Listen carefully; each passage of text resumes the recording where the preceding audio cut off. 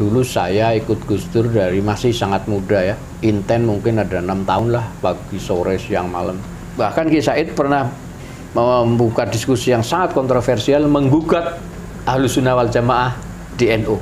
Kalau NU sudah menginternasional, maka mungkin Rois Amnya ya harus yang menginternasional. Apapun hebatnya dia, populernya setengah mati.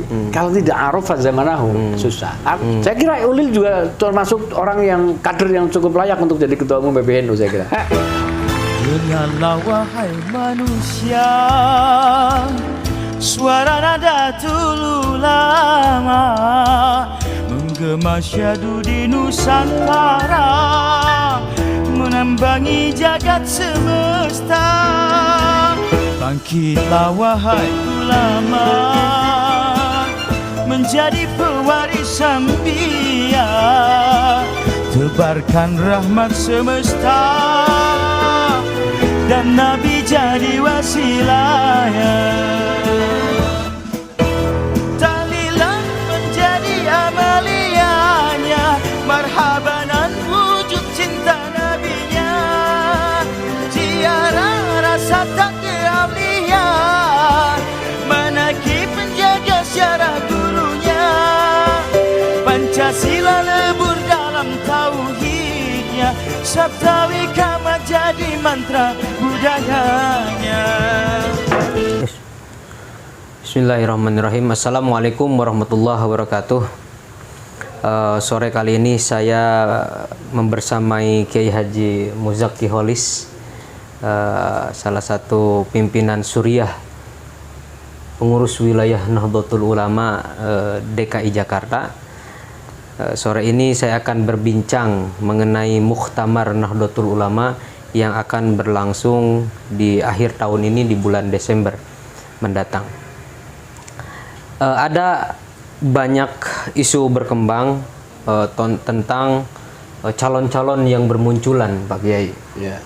Dari mulai Kiai Said Akil, Gus Yahya Khalil Saqub, Kiai Haji Idrus Romli, hingga Ustadz Abdus Somad yang di luar NU itu juga namanya masuk di wacana publik gitu.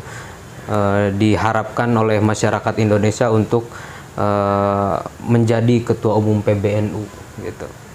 Nah, kira-kira konstelasi yang akan datang itu seperti apa gitu loh Pak Kiai?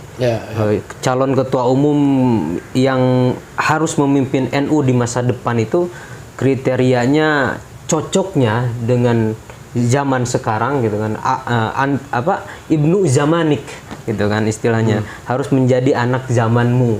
Nah, kira-kira anak zaman yang harus dimiliki NU hari ini, atau apakah masih seperti yang sebelumnya, atau ada ada corak baru gitu Kiai? Monggo Kiai. Baik, bismillahirrahmanirrahim. Alhamdulillahi haqqa hamdi, wassalatu wassalamu ala sayyidina Muhammadin wa alihi wa sahbihi. Kang Rikal, terima kasih ya. Saya ralat sebentar, saya itu bukan Kiai Haji. Jadi kalau gelar saya itu KHC. KHC itu. Kalau KH itu Kiai Haji. Nah, kalau saya itu Kiai Honoris Causa. Jadi kiainya karena hadiah, ya kan? Gitu loh. Saya kalau disebut kiai nanti ngeri gitu loh. Gitu loh. Okay. Karena kiai sekarang tuh macam-macam gitu. Jadi ada honoris causa itu ada di kiai juga ya? Ada di kiai juga. Malah sekarang banyak kiai yang ngetik namanya sendiri. Nah, gitu. Nah, saking kiai sekarang sudah menjadi ya kan? Iya. Bukan host lagi. Bukan host lagi. Ya. Kalau dulu kiai itu host, alama, ya kan? Harus juga akhlakul karimah, harus juga warok dan lain sebagainya. Nah, sekarang kiai itu sudah jadi Lakobun am. Lakobun am. Gus juga sudah lakobun am. Lakobun am juga ya. Asal orang merasa bagus atau dianggap bagus itu sudah bisa dipanggil Gus. Makanya saya lebih seneng kayak sampean dipanggil Kang Rikal, Kang Holis atau Mas Holis gitu aja. Iya, siap. Nah, saya di PWNU ini bukan karir, ya kan? Okay. Artinya saya pengabdian. Dulu saya ikut Gus Dur dari masih sangat muda ya. Inten mungkin ada 6 tahun lah, pagi, sore, siang, malam. Ya saya khidmah aja sama Gus Dur. Dari situ saya tahu betul bagaimana Gus Dur memimpin NU. Jadi kalau untuk melihat NU ke depan, mau tidak mau harus berangkat dari kepemimpinan Gus Dur, gitu. Jadi Gus Dur itu yang dibangun adalah mentalitasnya dulu. Mentalitas orang NU yang 32 tahun mengalami inferiority kompleks. Oke. Marginal, bodoh, feodal, miskin. Kalau feodalnya NU tuh akibat karena marginal. Oke. Bukan asli. Bukan asli. Bukan asli. Karena orang NU kaum santri tidak punya tokoh yang pantas dibanggakan dan tidak boleh mempunyai tokoh yang dibanggakan, entah itu militer, entah itu apa. Dulu orang NU mau masuk militer susahnya setengah mati. Maka yang bisa dibanggakan oleh satu-satunya orang NU adalah kiai. Nah, disitulah lahir feodalisme. Tapi itu sifatnya sementara. Ketika Gus Dur memimpin NU, itu dicoba oleh Gus Dur dibongkar. Dengan apa? Dengan mendekonstruksi pemikiran. Oke. Gitu loh. Dari yang inferior, feodal, oposisi. Oposisinya dulu oposisi nggak karuan. Bukan oposisi pemikiran. Dulu nggak tertib lah. Nggak tertib. Dulu sampai banyak kiai yang mengharamkan. Saya punya kakek kiai juga. Itu mengharamkan bantuan dana dari pemerintah. Iya, betul. Gitu loh. Itu di era 70 80-an. Gitu loh. Ditolak. Itu karena sifat oposisinya yang merasa outsider. Ya kan? Di era Orde Baru orang NU merasa outsider dari negara ini. Iya, di luar inilah. Di luar sistem. Dan ini berlanjut sampai 30 tahun sekian. Tapi pasca Gus Dur memimpin setelah Muktamar Krapyak dengan konsep mabadi khair ummah, ya kan? Lalu pelan-pelan anak-anak muda NU kader hitoh ini, ya kalau kita mau diakui kader hitoh mulai siapa? Ya sekarang itu mulai Kiai Said. Oke. Mulai Kiai Said. Kiai Said muda saya udah runtang-runtung sama beliau. Ya kan? Bahkan Kiai Said pernah membuka diskusi yang sangat kontroversial menggugat Ahlus Sunnah wal Jamaah di NU. Pernah itu, ya kan? 90 sekian. Sampai Kiai Said mempertanyakan NU ini faham atau madhab? Nah, dari situ mulai menggeliat ini pemikiran-pemikiran anak-anak NU, terutama yang di kampus-kampus, ya kan? Nah, kalau mau melihat NU pada saat ini yang ke depan yang kayak apa, kita harus kembali ke situ. Gus Dur pernah bilang 20-30 tahun lagi anak-anak NU nggak bisa ditahan. Dalam arti secara kapasitas intelektual, kemampuan berpolitik, jaringannya dan sebagainya. Nah, yang tidak disentuh sama Gus, yang belum kesentuh sama Gus Dur memang satu. Apa? Di bidang bisnis. Oke. Profesional di bidang bisnis. Kalau misalnya pendidikan, teman saya Profesor Yudian Wahyudi itu profesornya di Harvard. Iya. Ya kan? Itu berangkat ke Kanada itu seadanya. Ya kan? Seadanya. Banyak teman-teman angkatan dia yang tidak bisa berangkat pembibitan S2 ke luar negeri karena satu hal yang menurut pemerintah pada saat itu sangat mendasar, tapi menurut orang NU tidak lulus P4. Nah, tidak lulus P4. Itu banyak angkatan saya yang pintar-pintar.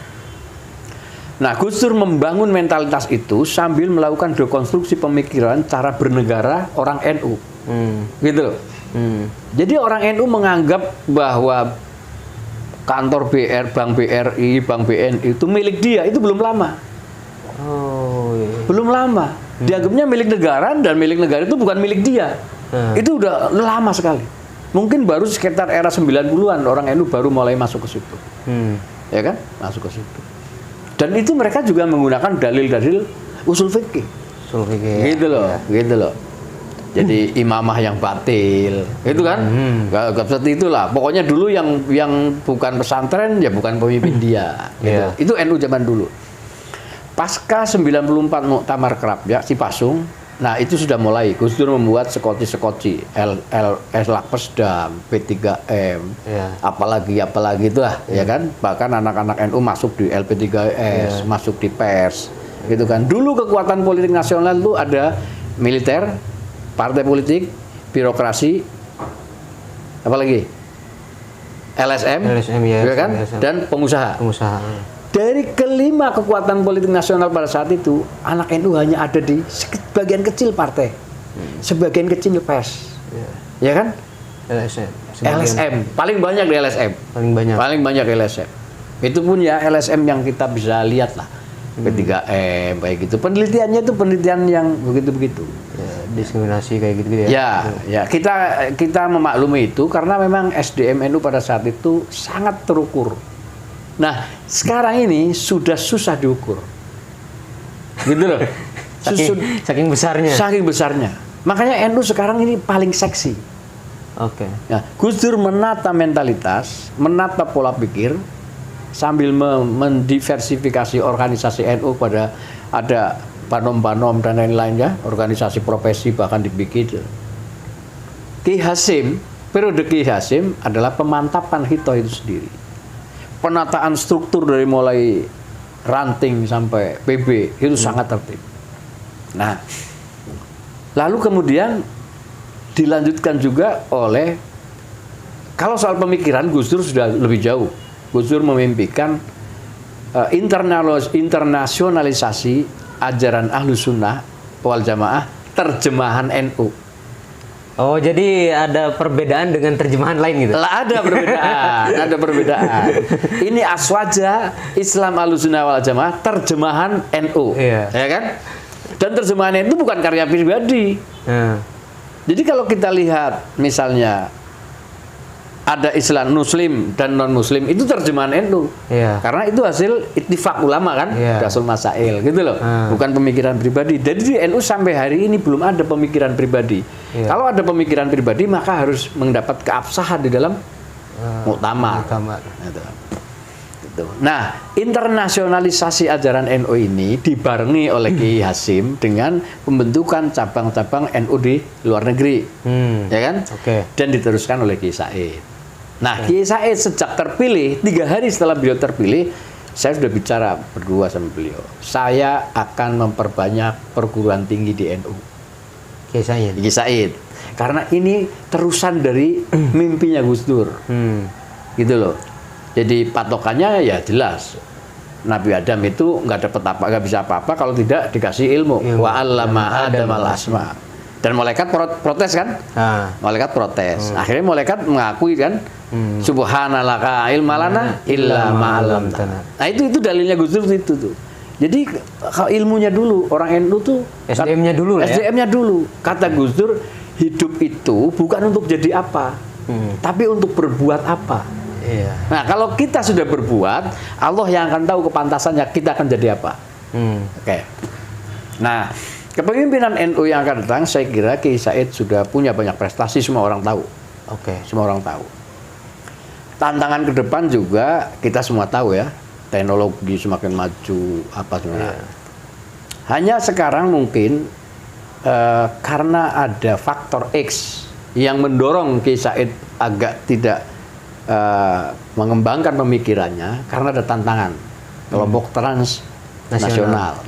Nah, maka membakukan diri Kiai Said dengan Islam Nusantara. Sebetulnya itu istilah saja.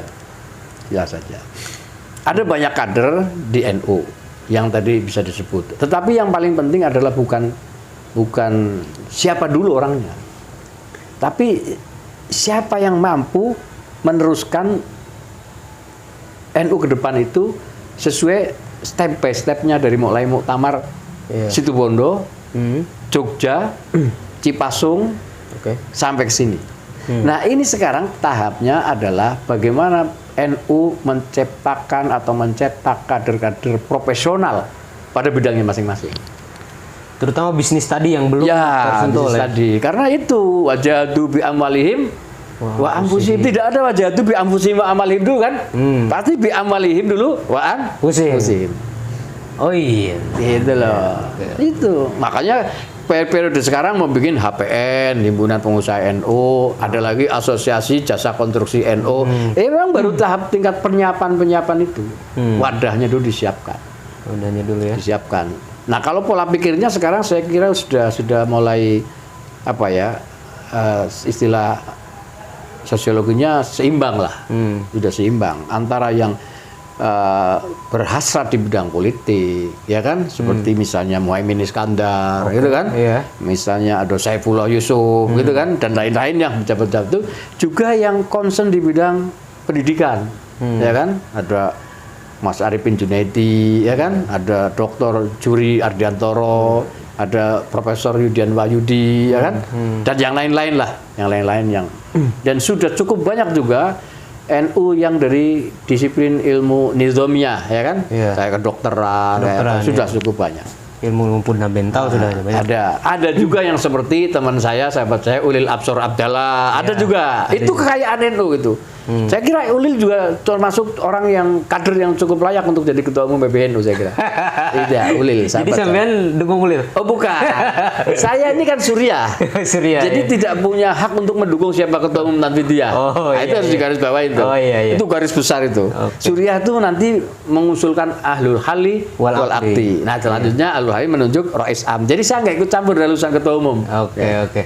Tapi untuk kriteria yang saya mungkin kalau ketua umum tadi atau tanfid yang Pak Kiai bilang itu yang diharapkan ke depannya yang bisa meneruskan estafet perjuangan yang telah dilakukan oleh Kiai Said.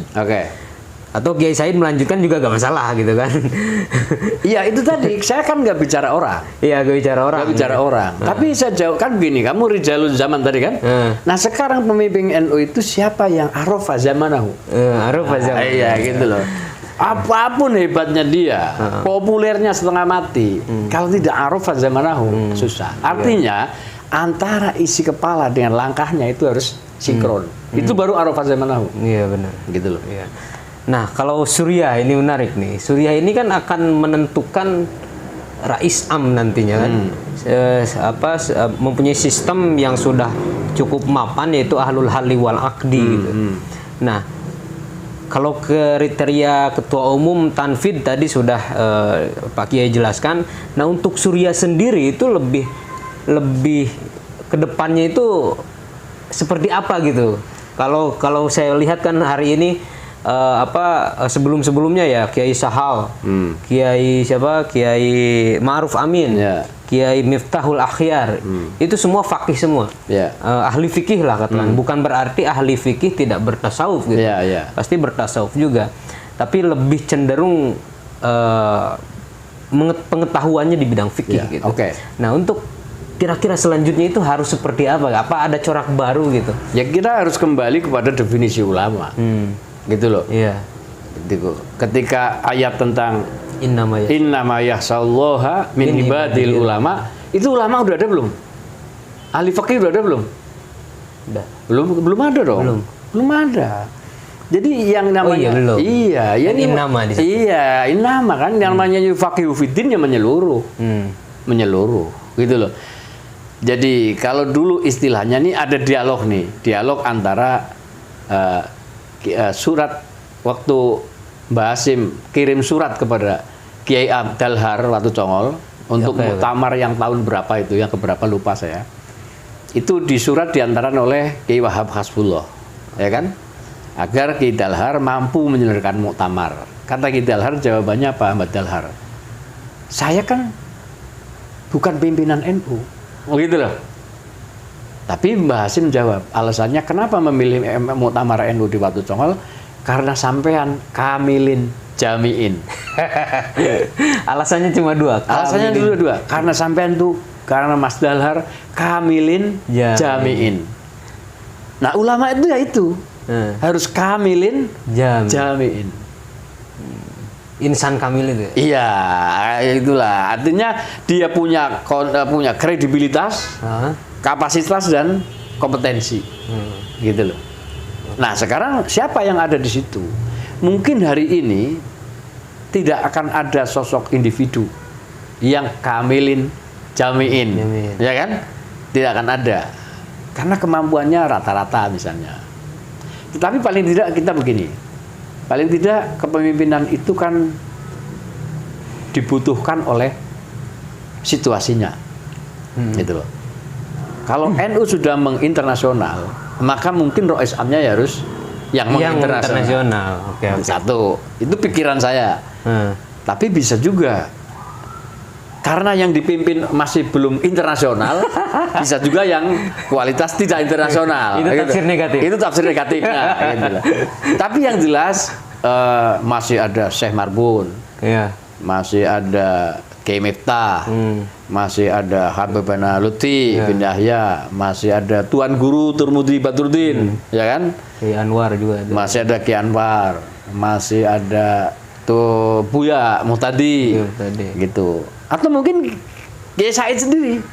Jadi Surya. Iya, Kiai Said sendiri. Tidak menutup kemungkinan. Tidak menutup kemungkinan. Kok itu yang mengangkat kan Ahlul Halli. Oke.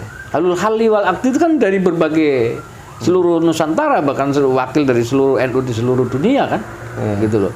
Kalau misalnya Kiai Said sekarang, oke, saya kalau diminta untuk jadi ketua umum, saya siap ketua umum lagi, gitu kan? Atau Gus Yahya ini Surya loh.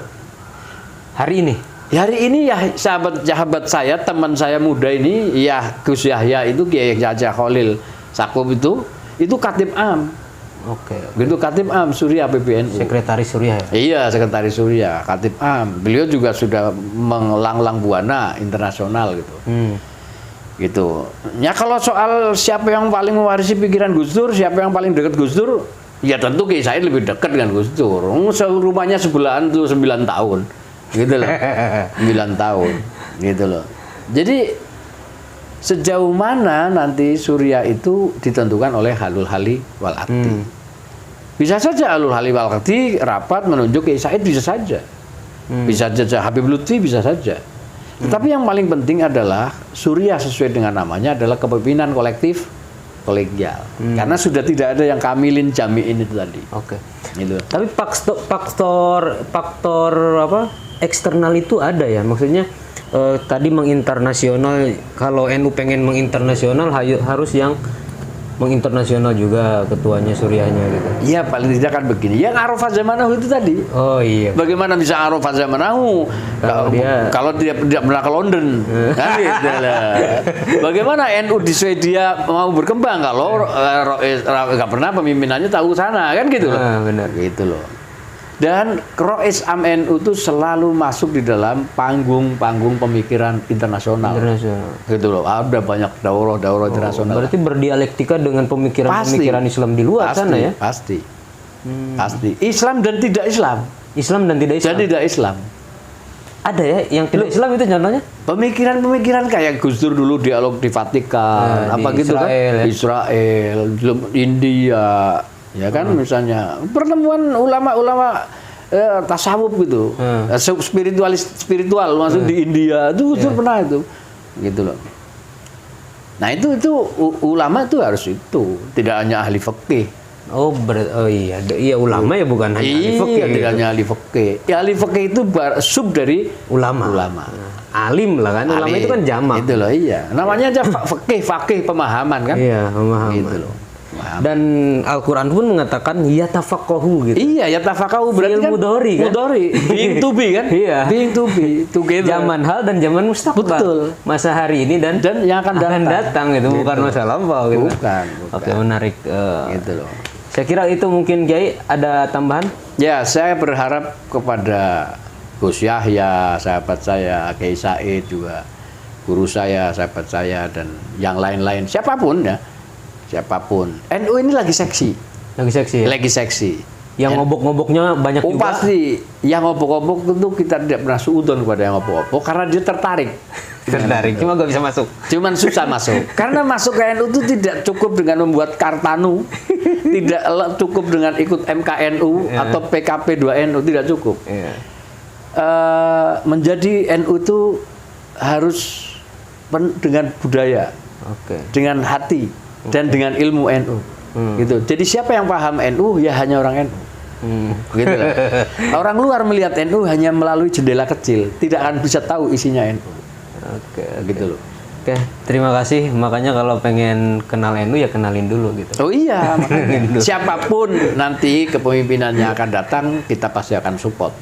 Akan support. Yang jelas pemimpin NU yang akan datang mestinya tidak membawa orang luar atau masalah luar ke dalam NU. Oh, yang kayak gimana tuh masalah luar? Oh ya ada, banyak. Lagi. Sekarang lagi musim membawa persoalan luar ke dalam NU. Akhirnya nanti pengurus jadi urusan, gitu loh. Ingat bahwa pengurus NU adalah khotimul ummah. Khadimul Ummah. Ya makanya mukaddimahnya Konon Asasi Ki Hasim itu kan siapa saja diajak, halumu gitu kan. Siapa saja, yang kaya, yang miskin, yang pejabat. So, jadi wajar kalau banyak orang mau masuk NU udah diterima. Iya. Gitu loh. Ini Khadimul Ummah ya. Khadimul Ummah. Dan Ummah. jangan sekali-kali menganggap kamu sampean jadi pengurus NU. Sampean pengurus NU sekarang kan? Nah, jangan menganggap itu karir. Oh iya. Itu bahaya tuh. Enggak, itu pengabdian saja. Pengabdian saja. Kalau karir kan nanti kalau nggak jadinya sakit hati. Nah, itu lagi. Gitu loh. Oke, terima kasih Pak Kiai. Jadi jangan macam-macam. Calon pengurus NU jangan bawa urusan luar ke dalam gitu. Terima kasih, syukran. Wa dumtum fil khair wa ma taufiqi illa billah alaihi tawakkaltu wa ilaihi unib wallahul muwaffiq ila aqwamit thoriq. Wassalamualaikum warahmatullahi wabarakatuh. Waalaikumsalam warahmatullahi wabarakatuh.